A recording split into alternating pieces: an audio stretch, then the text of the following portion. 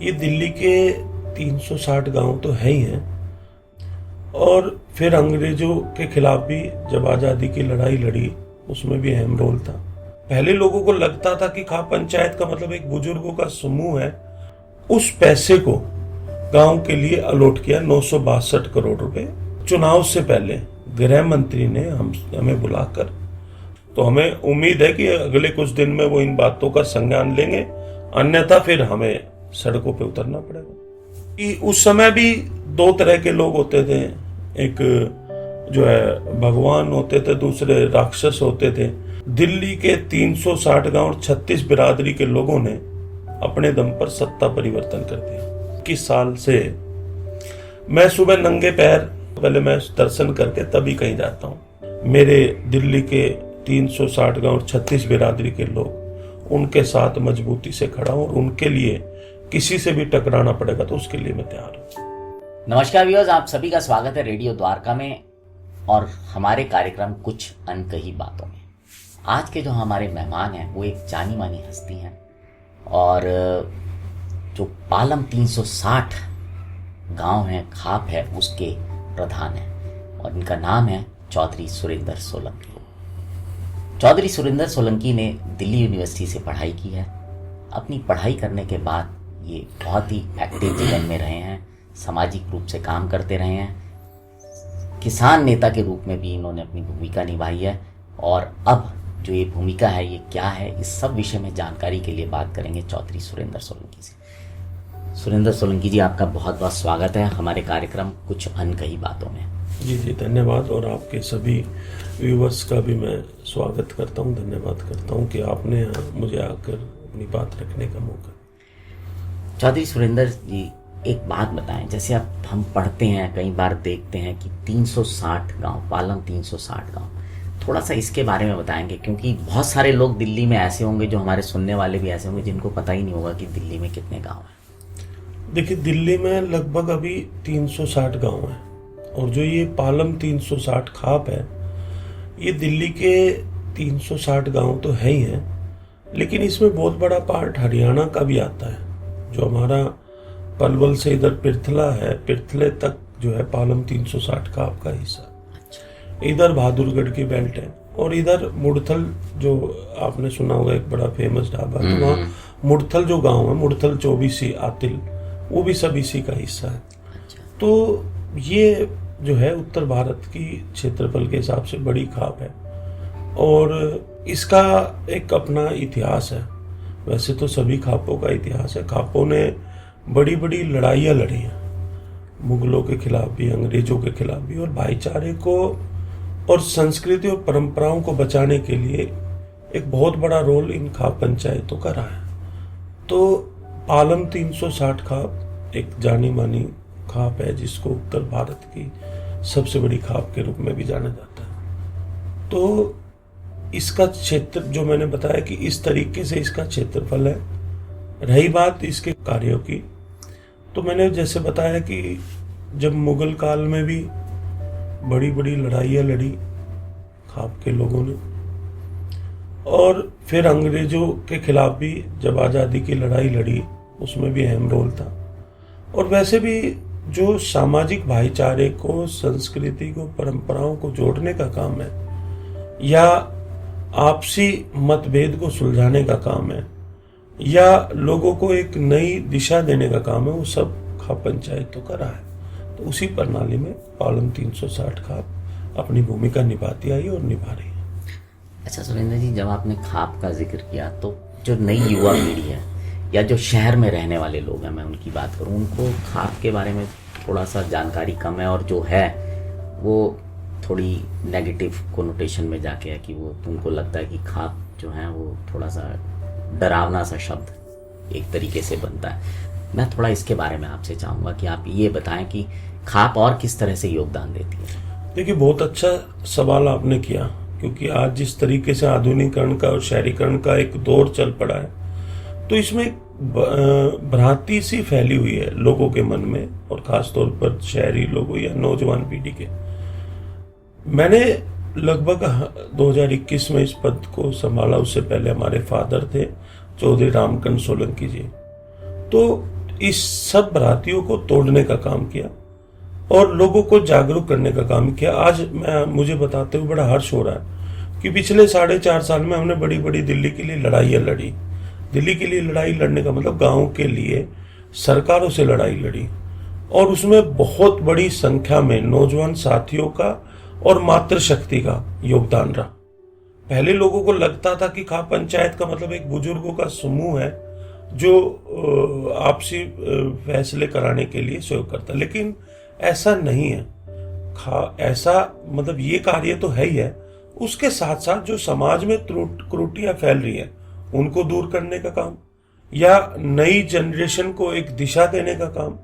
और पूर्व में जाएंगे तो मैंने जैसा कहा कि एक समूह राजा हर्षवर्धन जी के समय में बनाया गया था कि भाई सामाजिक भाईचारे को एकजुट रखने के लिए कि लोग धर्म में जातियों में ना बटे। खापों का जब नाम आता तो लोग सोचते हैं कि एक जाति समूह का ये समूह है। नहीं, ऐसा नहीं है। यहाँ पर 36 बिरादरी और सभी धर्मों को मिलाकर खाप पंचायत बनती है। अच्छा। जो जो उस क्षेत्र के अंदर आते हैं वो सभी उसके अंदर, और वो सब उस फैसले को मानते हैं। और खाप पंचायतों ने कभी समाज को तोड़ने के लिए कोई फैसला नहीं लिया, किसी के घर को तोड़ने के लिए फैसला नहीं लिया। समाज को एकजुट रखने के लिए और समाज में फैल रही कुरीतियों को दूर करने के लिए। और चाहे मुगल काल की बात करें, चाहे अंग्रेजों के काल की बात करें, और चाहे अभी वर्तमान में सरकारों से लड़ाई लड़ने की बात हो, तो खाप पंचायत ने हमेशा न्याय की बात करी है, अन्याय के खिलाफ आवाज उठाई है। ये हम लोगों को समझने की जरूरत है। और कुछ मीडिया के साथियों ने इस तरह का एक वातावरण बनाया था, लेकिन अब वो धीरे धीरे वो सब छटता जा रहा है।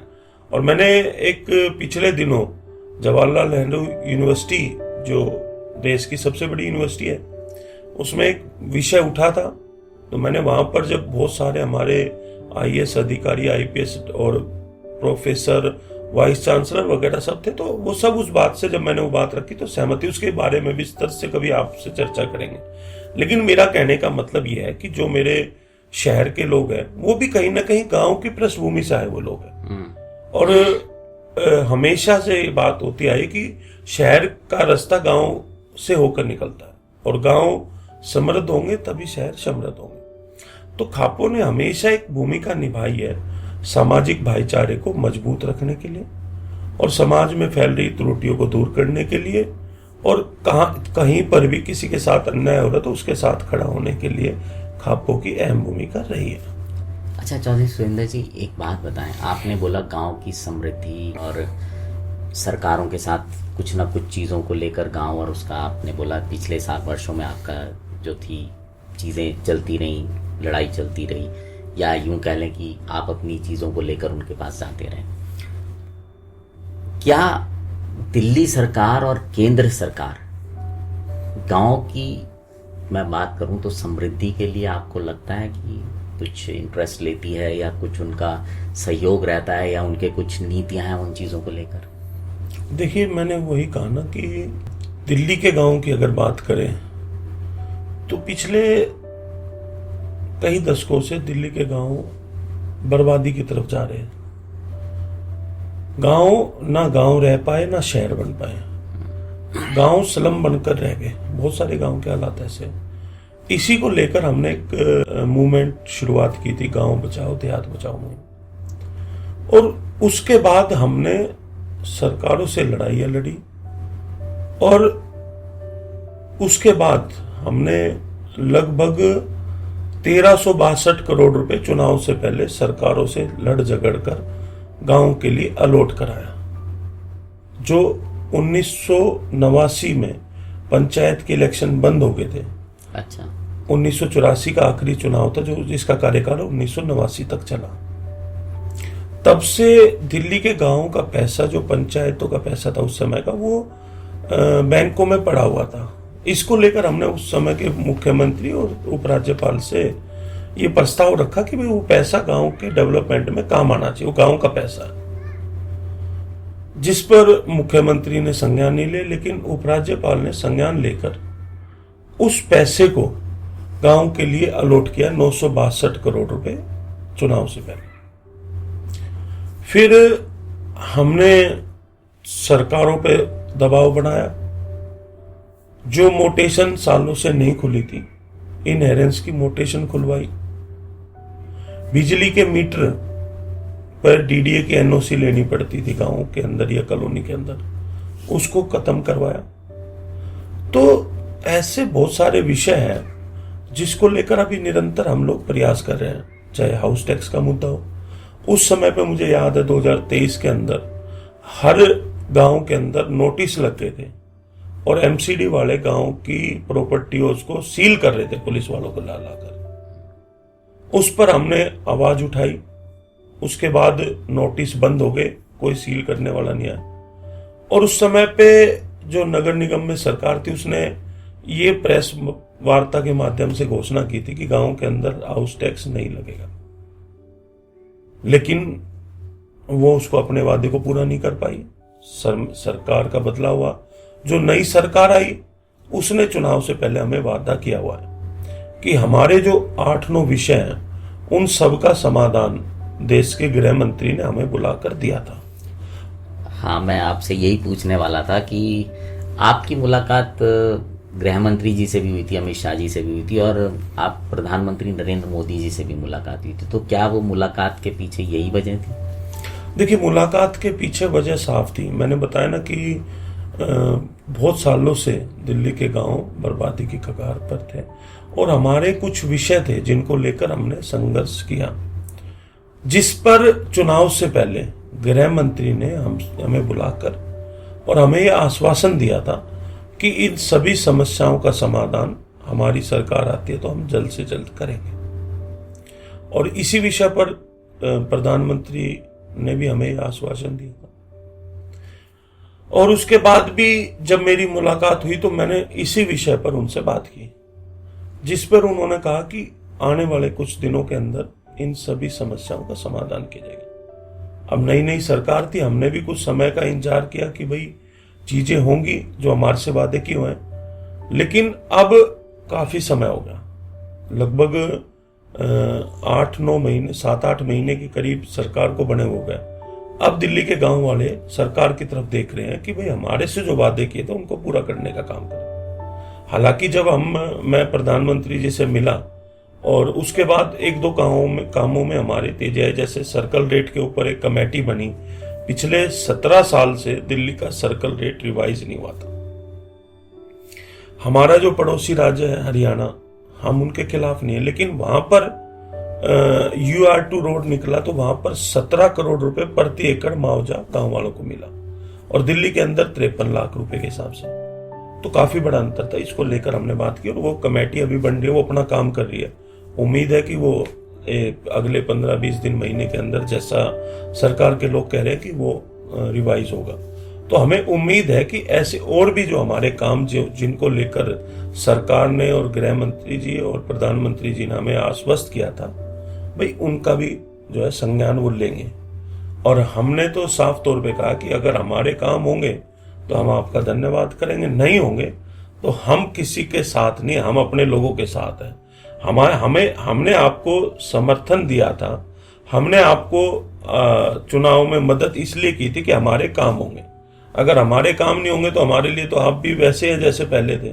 तो हमें उम्मीद है कि अगले कुछ दिन में वो इन बातों का संज्ञान लेंगे, अन्यथा फिर हमें सड़कों पे उतरना पड़ेगा। अच्छा चौधरी सुरेंद्र जी, जैसे अगर मैं बात करूं तो शहर तो बड़े होते गए हैं और गांव जो है वो सिमट गए हैं।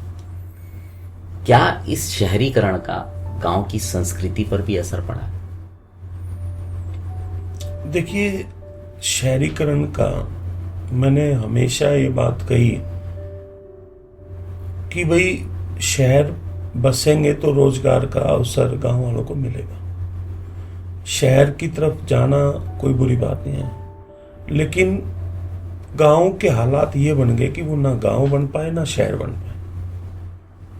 और कहीं ना कहीं जो आधुनिकीकरण का एक जीवन है, मैं हमेशा कहता हूं कि शहर में भी कौन लोग रहते हैं, वही लोग रहते हैं जिनकी पृष्ठभूमि गांव की है। लेकिन उनको समझना चाहिए, चाहे शहर के लोग हो चाहे गांव के हो, कि हमें अपनी संस्कृति, अपने संस्कारों को, अपनी परंपराओं को कभी नहीं भूलना चाहिए। और मैं एक बात हमेशा कहता हूं कि अच्छी बात है कि हम ऊंचाइयों को छुएं, अच्छी बात है हम ऊंचाइयों को छुएं, लेकिन हमारे पैर हमेशा जमीन पर रहने चाहिए। क्योंकि जो हमारी असली पहचान, अगर उसको छोड़कर हम किसी दूसरी पहचान की तरफ बढ़ेंगे तो उसका कोई फायदा नहीं होगा। उसका फायदा तभी है जब हम अपनी असली पहचान को पकड़ते हुए उस पहचान को भी रखें। तो कहीं ना कहीं शहरीकरण के दौर में एक गांव के ऊपर असर तो कोई भी चीजें होती हैं तो उसका पॉजिटिव भी होता है और नेगेटिव भी होता है।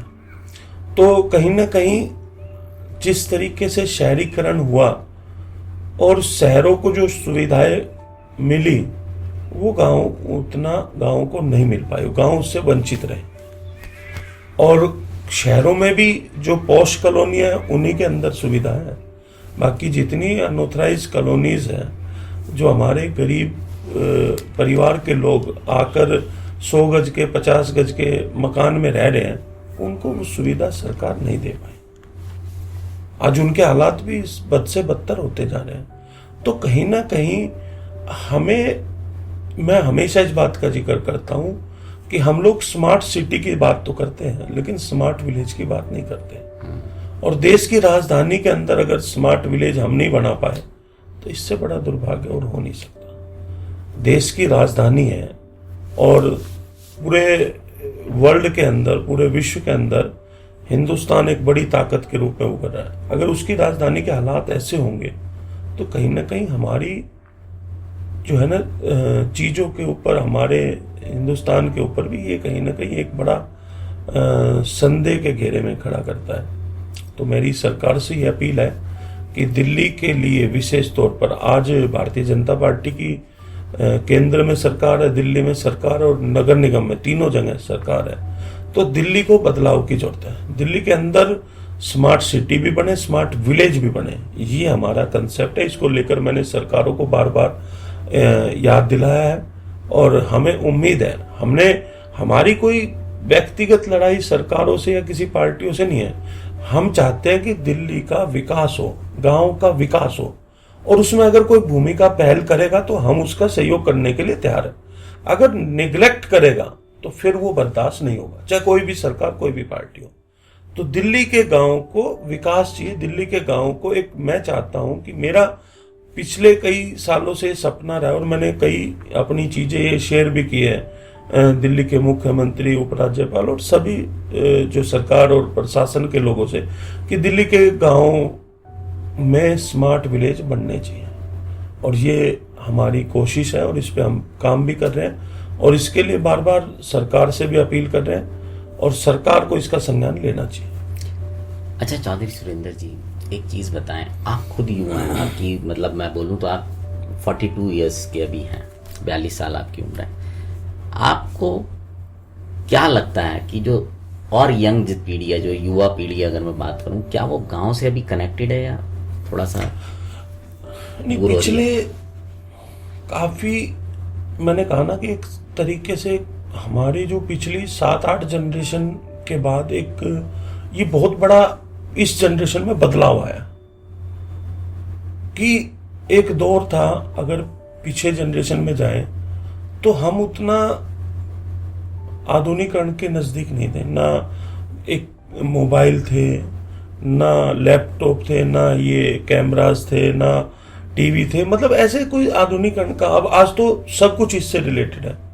तो इस दौर में गैप तो बहुत बड़ा हो रहा था, लेकिन उस गैप को भरने का काम खास तौर पे दिल्ली में हमने किया है और हमारी कोशिश है कि हम इसको पूरे उत्तर भारत या देश भर में लेके जाएं कि नौजवान पीढ़ियां वो इस गैप को बढ़ने ना दे, उसको कम करे और अपनी गांव की संस्कृति से जुड़े रहे।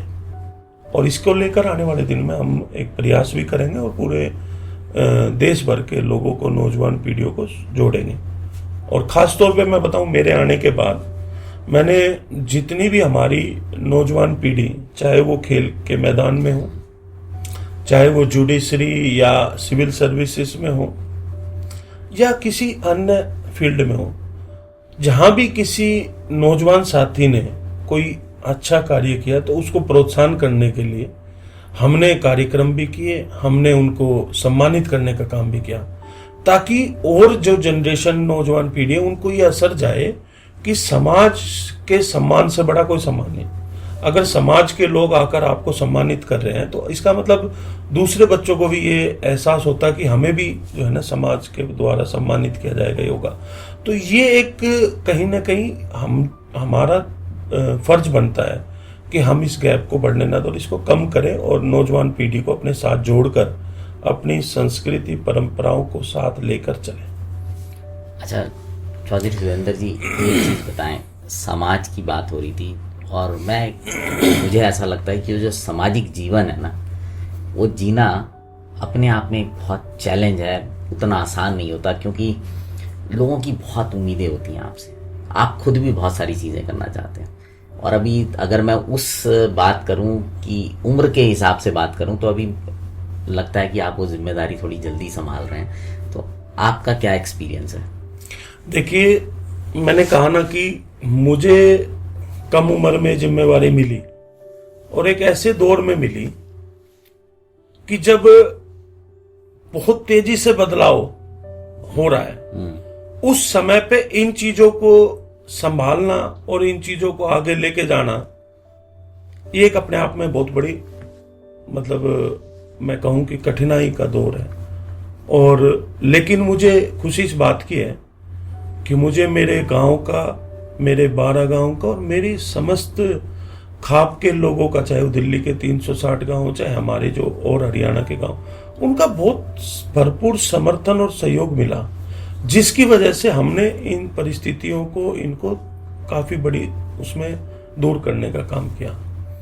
और एक मैं आपके व्यूवर्स को एक कहानी सुनाना चाहता हूं कि आज का दौर ऐसा है कि लोग बड़ी जल्दी मतलब विचलित हो जाते हैं। एक व्यक्ति अपने घर से निकला और उसने रास्ते में धूप तेज थी, तो उसको लगा कि ये पेड़ जो है गिरने वाला है, या उसकी जो टहनियां गिरने वाली, उसने वो टहनियों को थोड़ा सा साफ वाफ किया, छीना, तो उसको काफी पसीना और धूप में वो हो गया। तो ऊपर से एक व्यक्ति देख रहा था उसको, उसने कहा भाई साहब पानी लेके आऊं क्या? तो उसने कहा हाँ जी पी लेंगे। तो वो काफी गर्मी थी और उसका घर भी वहां से थोड़ा सा दूर था, तो उसको लगा घर जाऊंगा इससे पहले ये लेके आ रहे थे, यहीं पी लेंगे। तो 10 मिनट खड़ा हो गया, उसको थोड़ा टाइम लग गया पानी लाने में। तो जब वो पानी वो जब तक नहीं लेके आया, तो पहले तो उसके मन में विचार आया कि बहुत अच्छा व्यक्ति है भाई, उसने मेरे को पानी की पूछी। लेकिन जब उसको थोड़ा टाइम लग गया तो एकदम से उसका विचार चेंज हो गए। उसने लगा यार अच्छा आदमी है, 10 मिनट मेरे को खड़ा कर दिया, इससे अच्छा तो मैं अपने घर ही जाके पी लेता, बेवकूफ बनाने का काम। एकदम उसका विचार चेंज हुए। इतनी देर में वो व्यक्ति आ गया, वो बोला भाई साहब माफी चाहूंगा, मैंने सोचा कि पानी क्या लेके जाऊं, शिकंजी बना लेता हूं, उसलिए टाइम लग गया। तो एकदम से उसके मन में विचार आया यार ये तो इतना अच्छा आदमी, मेरे विचार गलत थे। उसके बाद वो शिकंजी डाली, उसने पीने लगा, उसमें तो मीठा नहीं था, उसके विचार एकदम से चेंज हो गए। उसने कहा यार पानी पिला रहा है, नींबू डाल के ला, कम से कम चीनी डाल लेता, अच्छा बेवकूफ आदमी है क्या ये वो कर रहा है। तो एकदम से विचार चेंज हुए। तो उसने जब पीने लगा तो उसने कहा भाई साहब ये शुगर की पुड़िया है, कितनी डालूं, मुझे लगा आपको कहीं शुगर वुगर ना हो। तो एकदम से उसके विचार चेंज हो गए, यार बहुत अच्छा आदमी है तो बहुत ध्यान रख रहा है। तो ऐसे करके लोगों का आजकल जो है ना माइंड सेट इतनी जल्दी से विचार बदलते हैं कि लोगों में पेशेंस की कमी है, वो पूरा परखते नहीं। और पहले के लोग क्या थे कि पहले के लोग पूरे पेशेंस के साथ चीजों को धैर्य के साथ देखते थे कि हाँ व्यक्ति में। आजकल का जो जीवन है, लोग बड़ी जल्दी से मतलब एकदम से विचलित हो जाते हैं। और मेरा आप सभी साथियों से, नौजवान साथियों से यही अनुरोध है कि विचलित ना हो। आप पहले चीजों को परखो, समझो और उसके बाद उस पर फैसला लो। एक बड़ा खूबसूरत शेर है कि सच्चाई छुप नहीं सकती बनावट के उसूलों से, और खुशबू आ नहीं सकती कागज के फूलों से। तो सच्चाई कभी छुपती नहीं है, और बनावटी चीजों से कभी नेचुरल चीजों को दबाया नहीं जा सकता। तो कहीं ना कहीं नौजवान साथियों को चीजों को समझने की जरूरत है। आज समाज में एक बड़ी तेजी से, कहते हैं ना कि सच्चाई को सामने आने में टाइम लगता है और झूठ को फैलने में सेकंड लगते हैं। तो इसलिए मेरा तो नौजवान साथियों से अनुरोध है कि जब भी कोई बात हो तो आप चीजों को परखो, समझो और उसके बात आगे बढ़ो। आजकल, और आज नहीं, ये वर्षों से चला आ रहा है, महाभारत के समय से, उससे भी पहले से, कि उस समय भी दो तरह के लोग होते थे। एक जो है भगवान होते थे, दूसरे राक्षस होते थे। तो ये तो सब जीवन में चलता रहता है। तो मेरा तो कहने का ये है कि हमें हमेशा मुद्दों पर आधारित रहना चाहिए और मुद्दों के लिए संगठन को और मजबूती के साथ लड़ाई लड़ने की जरूरत है।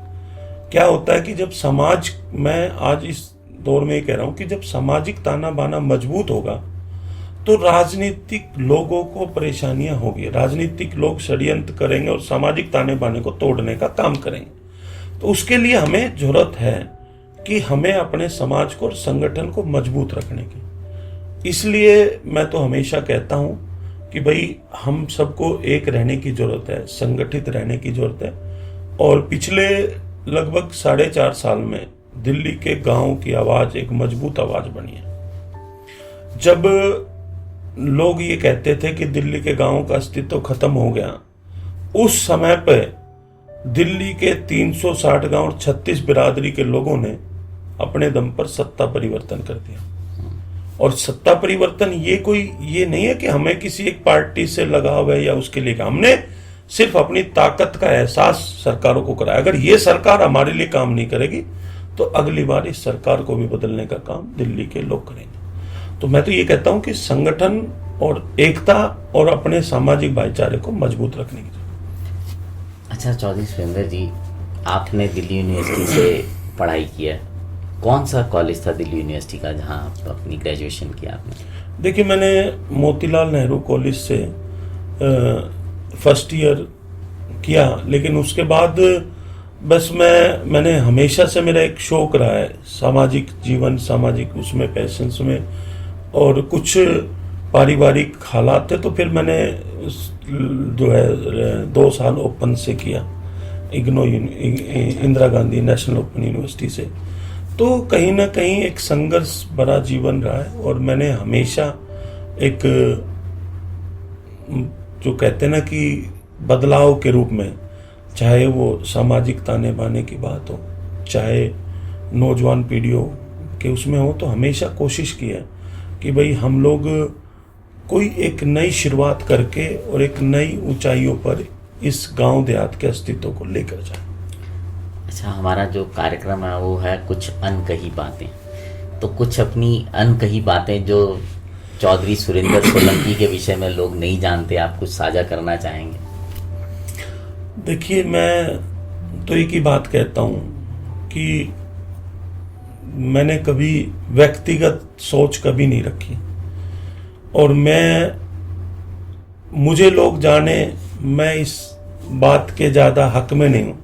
मैं चाहता हूं कि मेरे गांव देहात के अस्तित्व के बारे में लोग जाने कि दिल्ली के ये वो गांव हैं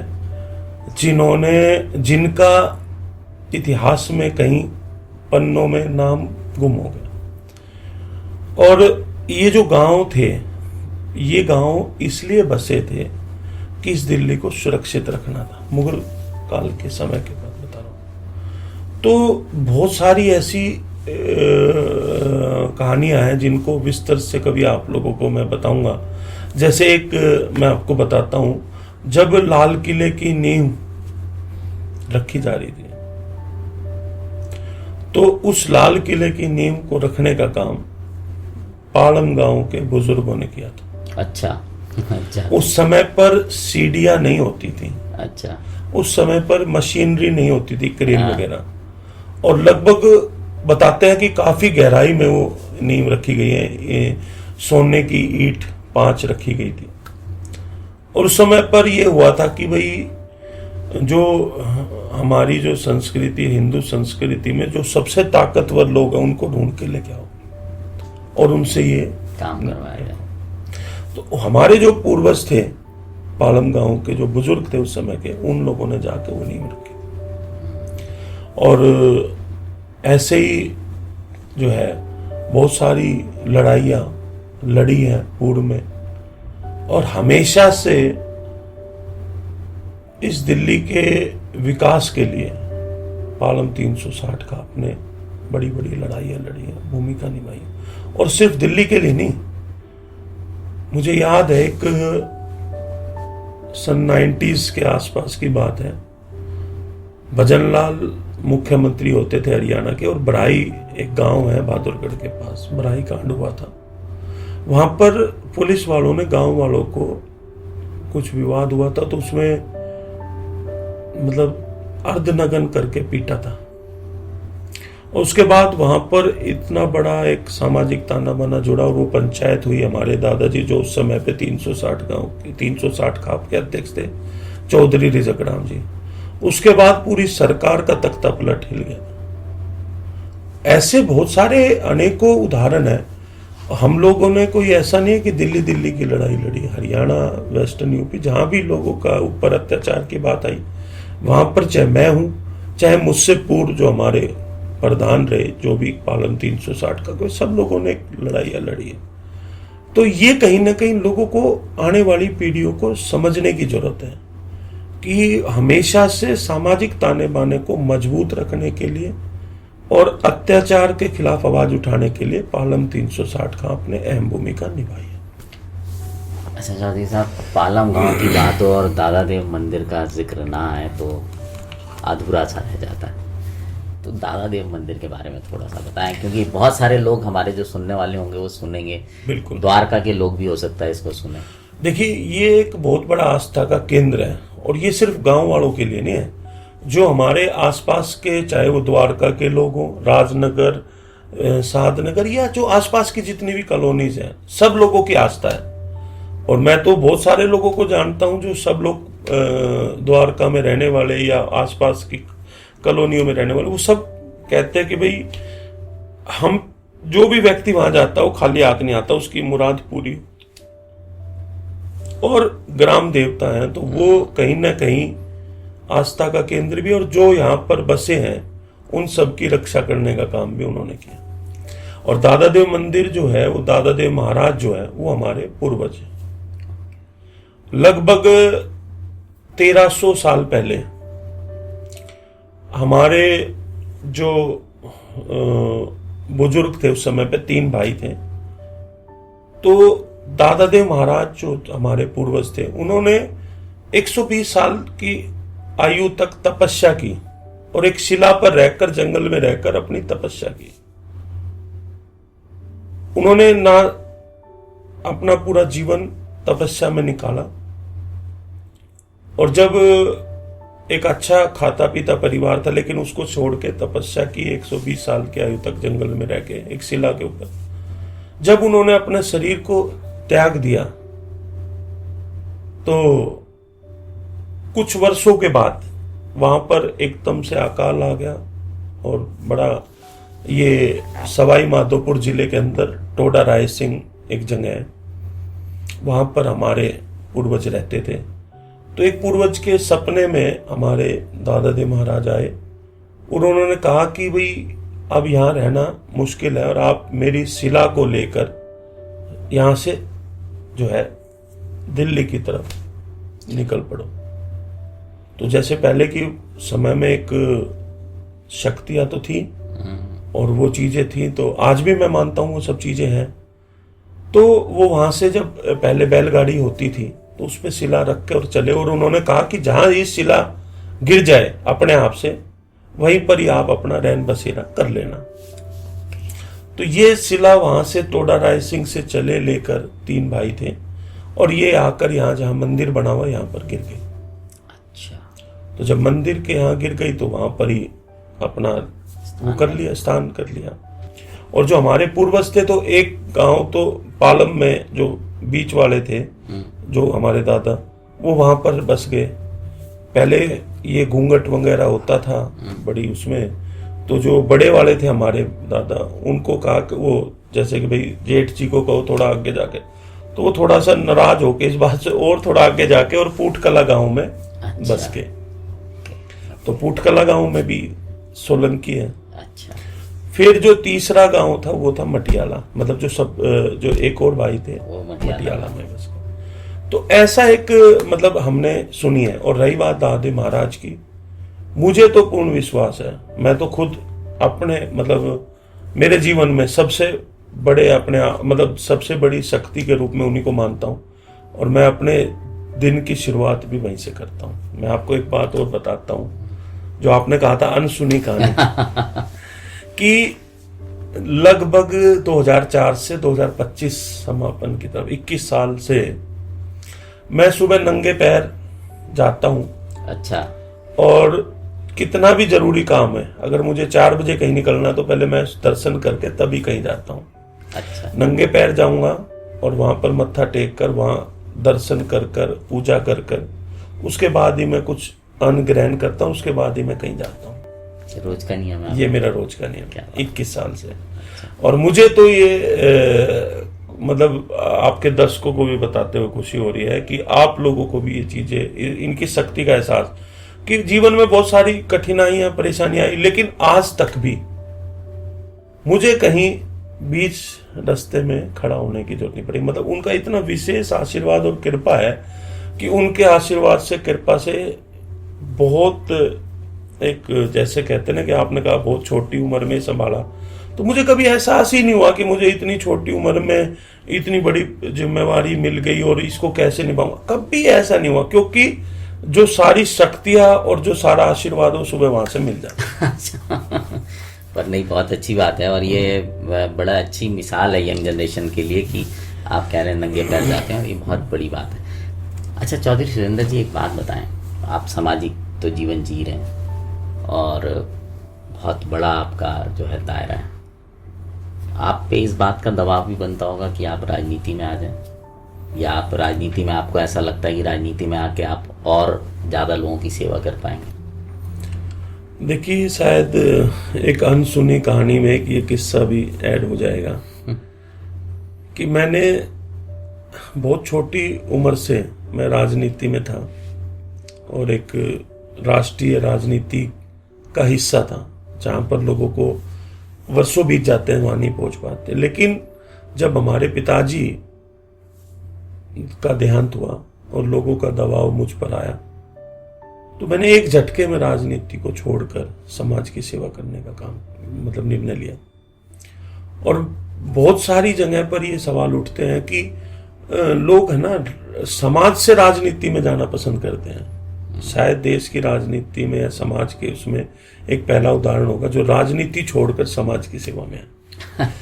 और लोगों की भावनाएं हैं, लोगों का ऐसा नहीं है, बहुत सारी पार्टियां ऑफर करती हैं कि ये है वो है, और बहुत सारे लोगों का विचार है। लेकिन मैंने साफ तौर पे कहा था कि मैं अपने लोगों की सेवा करने के लिए, और हमारे परिवार का एक पूरा लगभग 50 साल का एक अनुभव है और लोगों की सेवा में है, और मेरा प्रयास रहेगा कि इसी सेवा में निरंतर, निस्वार्थ, निष्पक्ष तरीके से, जैसे हमारे दादाजी ने किया, पिताजी ने किया, उसी तरीके से लोगों की सेवा करते रहे। और हमेशा से इसी कड़ी में, और जब मैं बताऊं कि जब मैं राजनीति में था और जब यहाँ पर आया, तो हर एक शख्स जानता है मैंने दोबारा कभी राजनीति की तरफ जाने का कभी सोचा ही नहीं, और ना राजनीतिक मेरा कोई विचार है। जब हम आंदोलन कर रहे थे तो राजनीतिक पार्टी के लोगों ने या कुछ असामाजिक तत्वों ने उस आंदोलन को खत्म करने के लिए, खराब करने के लिए तरह तरह के सफूगे छोड़े कि प्रधान जी जो है वो सांसद का चुनाव लड़ना चाहते हैं। फिर सांसद का चुनाव चला गया, फिर बोले कि विधायक का चुनाव लड़ना चाहते हैं, वो भी चला गया। और मैंने उस समय पे एक बात कही थी कि हमारे यहाँ एक कहावत है कि एक आदमी नाई के पास बाल कटवाने गया, तो उसने सवाल किया कि भाई कितने कितने बाल हैं, तो नाई ने कहा जजमान थोड़ी देर में तेरे सामने आएंगे। थोड़ी देर में तेरे सामने आएंगे। तो इस तरह की चीजें चलती रहती हैं, लोग अपने अपने अंदाजे और अपनी वो लगाते रहते हैं। लेकिन मुझे इस बात की खुशी है कि मैंने हमेशा कहा कि मेरे लोगों ने मुझे बहुत प्यार और सहयोग और समर्थन दिया, और उनका विश्वास मेरे ऊपर है क्योंकि मैं आपको बताऊं, जब मैंने ये जिम्मेवारी संभाली और जब इस चीज की एक आंदोलन की शुरुआत की, तो गांव के अंदर लोग इकट्ठा नहीं होते थे और सामाजिक मुद्दे को लेकर कहीं भी पिछले 20 साल में इतनी बड़ी बड़ी पंचायतें नहीं हुई जितनी आज के अंदर। जब हमने 2023 की पीरागढ़ी के अंदर पंचायत की, उसने पूरा रिकॉर्ड तोड़ा, एक बड़ी संख्या में लोग। फिर चाहे जंतर मंतर हो, उपराज्यपाल मुख्यमंत्री के घर के बाहर हो, चाहे हमारी मंगोलपुर की पंचायत हो, चाहे अभी टोल को लेकर 3 पंचायत हो, मतलब लोगों का एक विश्वास है और उस विश्वास को मैं तोड़ना नहीं चाहता। मैंने पहले ही कहा कि अगर मेरे अंदर कोई मन में कुछ आएगा तो मैं लोगों को बता के जाऊंगा, साफ तौर पे कहूंगा कि भी ये बात है। मैं कभी पर्दे के पीछे कोई काम नहीं करता और ना मैं अकेला कोई फैसला लेता। मेरा एक इसीलिए लोग पसंद, मैं कहता हूं कि जो भी फैसला लेंगे लोगों के बीच में होगा, मेरे लोग लेंगे। और मैंने व्यक्तिगत स्वार्थ कभी ना रखा, ना रखूंगा। अगर मेरे मन में, मैं ये कहता हूं कि हो सकता है इंसान है, कभी जीवन में कोई वो हो जाए, तो मैं कभी पर्दे के पीछे कोई काम नहीं करूंगा। लोगों से पूछकर, लोगों की जो भावना होगी उसके अनुकूल फैसला लूंगा। और इस तरह के अंदाजे और चीजें तो लोग लगाते रहते, चलते रहते हैं। भगवान जब थे, भगवान का युग था जब, तो उस समय उनके भी खिलाफ लोग होते थे। उस तरह की चीजें उनके खिलाफ भी षड्यंत्र और साजिशें होती थी, लेकिन सच्चाई कभी छुपती नहीं है। मैं इसलिए कहना चाहता हूं कि मैंने राजनीतिक जीवन को त्याग कर समाज के लिए काम करने का निर्णय लिया है और उस समाज को आगे बढ़ाना। और समाज का मतलब, कई बार लोग समझ जाते हैं कि समाज का मतलब एक जाति, नहीं। समाज का मतलब होता है कि सभी जातियों का समूह, सबको मिलाकर समाज बनता है। तो मैंने हमेशा 36 बिरादरी के लिए काम किया और आगे भी 36 बिरादरी के लिए काम करें। अच्छा, आपने बात बोली समाज की, समूह की, पूरा सबको आगे लेके जाने की बात की। तो अगर मैं ये पूछूं सुरेंद्र जी कि आपका कोई 360 जो गांव की खाप है, इसको लेकर कोई सपना है आप, जो आप आज यहाँ पे साझा करना चाहें? मेरा एक ही सपना है कि जो ये गांव बर्बादी के कगार पर पहुंचे, जो गांव बचे हुए वो एक तो वो बर्बादी के कगार पर ना जाए, और जितना हो सके इन गांवों में भी हम मतलब एक सरकार पर दबाव बना के गांव की दशा बदले। मेरा एक ही सपना है कि दिल्ली के गांव समृद्ध बने, दिल्ली के गांव स्मार्ट विलेज बने। यही मेरा सपना और यही इसी की दिशा में हम लोग काम कर रहे हैं। और मैंने पहले भी कहा था अपने लोगों को कि मेरे लोगों को अगर दुख और तकलीफ होगी तो वो मैं बर्दाश्त नहीं करूंगा, चाहे सामने कितनी बड़ी ताकत हो। मैं किसी से घबराता नहीं, मैं सिर्फ अपने लोगों से घबराता हूं। जो मेरे लोग हैं, मेरे दिल्ली के 360 गांव और 36 बिरादरी के लोग, उनके साथ मजबूती से खड़ा हूं और उनके लिए किसी से भी टकराना पड़ेगा तो उसके लिए मैं तैयार हूं। चौधरी सुरेंद्र जी, बहुत बहुत धन्यवाद आपका। आप आए, आपने समय निकाला हमारी कुछ अनकही बातों के लिए। तो व्यूअर्स, बहुत सारे जो प्रश्न थे आज सुरेंद्र जी ने उनके जवाब दिए। बहुत सारी ऐसी चीज़ें हैं जो हमारे सुनने वालों को, शहरों में जो सालों से लोग रह रहे हैं, उनको नहीं पता होंगी। और ये बात सच है कि दिल्ली शहर जो बसा है वो इन गाँव की ज़मीनों पर ही बचा है, और इन गाँव का एक अपना इतिहास है, अपनी संस्कृति है, और ये हम सब की जिम्मेदारी है कि उस संस्कृति को बचा के रखा जाए, उसका सम्मान किया जाए और मिलजुल कर आगे बढ़ा जाए। अब आपसे विदा लेते हैं। बहुत बहुत धन्यवाद सुरेंद्र जी आपका। आपका भी बहुत बहुत धन्यवाद, और मैं आपके सभी व्यूअर्स का भी धन्यवाद करना चाहता हूं और एक अपील और करना चाहता हूं। बिल्कुल बिल्कुल, कि ये संदेश ज्यादा से ज्यादा लोगों तक पहुंचेगा। आप लोगों ने बहुत सारे लोगों के इंटरव्यू सुने होंगे, बहुत सारी चीजें, लेकिन कहीं ना कहीं जो हमारी एक संस्कृति है, परंपरा है, या मैं कहूं कि आज जो आधुनिकरण के जीवन में इन चीजों को हमें आगे बढ़ाने की जरूरत है। तो आप सब इसमें मदद करें और इन बातों को ज्यादा से ज्यादा लोगों तक शेयर करें। और आप सब का भी मैं बहुत बहुत धन्यवाद करता हूं। और आप सब ये ना सोचें कि प्रधान जी सिर्फ गांव की बात कर रहे हैं। मैंने हमेशा कहा है कि हमारा इतिहास रहा है, कभी भी दिल्ली के लोगों ने किसी का विरोध नहीं किया।